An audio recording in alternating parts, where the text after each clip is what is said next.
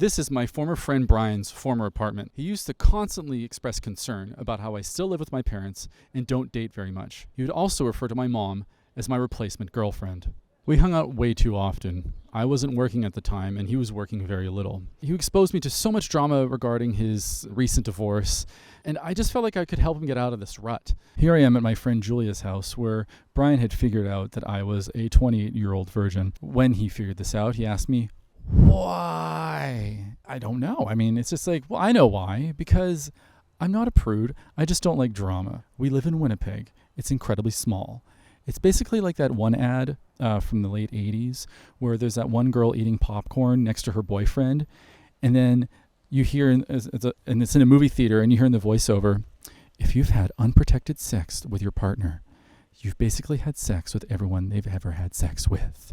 And the camera just pulls back, and then you see the entire audience eating popcorn, basically as a representation of the people that this woman has just had sex with. And plus, I've done things that other people haven't. I've seen Bjork 7 times.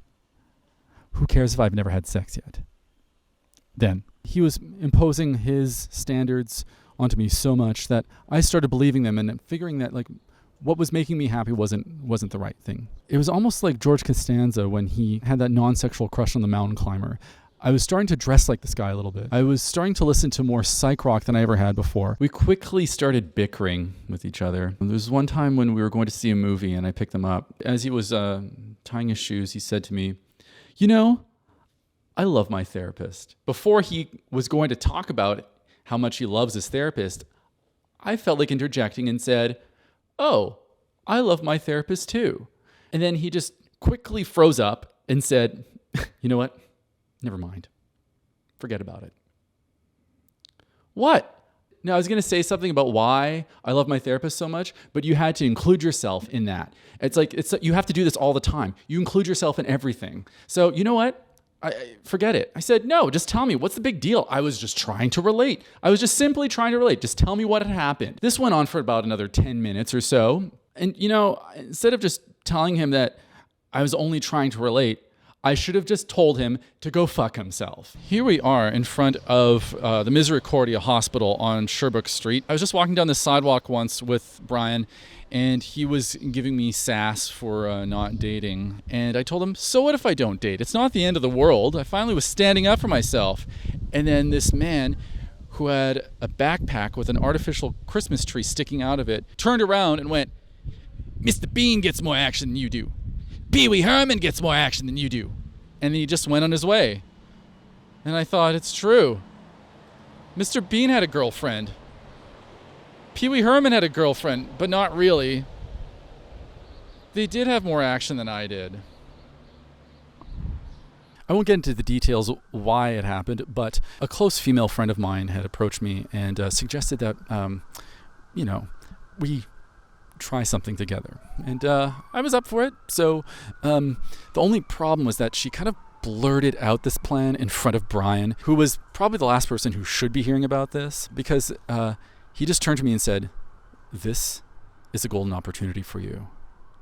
He kind of tagged along after hearing about that. So we ended up at her apartment, and it's the three of us. I must say that he and I did not do anything together. So, you know, I think my knee touched his, but that's merely consequential. I mean, come on. Brian put on Devo's Freedom of Choice, which is probably the last record you want to have sex to. It's a good pop album, but it's a little weird. After hearing the songs Girl You Want, Snowball, Whip It, the song Freedom of Choice came on. But because it was a dirty record, like the vinyl itself was filthy, it began to skip on the line Freedom of Choice. So I'm kind of like this. I don't know. I'm not going to try to describe what was happening, but I was like this. And it happened. Freedom of choice, freedom of choice, freedom of choice, freedom of choice. And I realized this is a terrible idea. I have to get out of here. So I'm like this. And then I get up. I frantically put on my clothes. Everyone else is going, "What's happening?" I'm like, I don't know. I gotta go. Freedom of choice, freedom of choice, freedom of choice, freedom of choice. And I just bolted.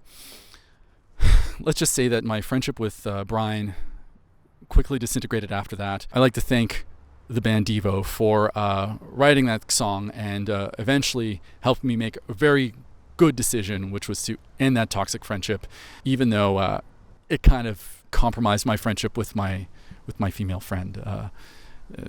She was a little bit insulted, but we got over it. Things are much better now.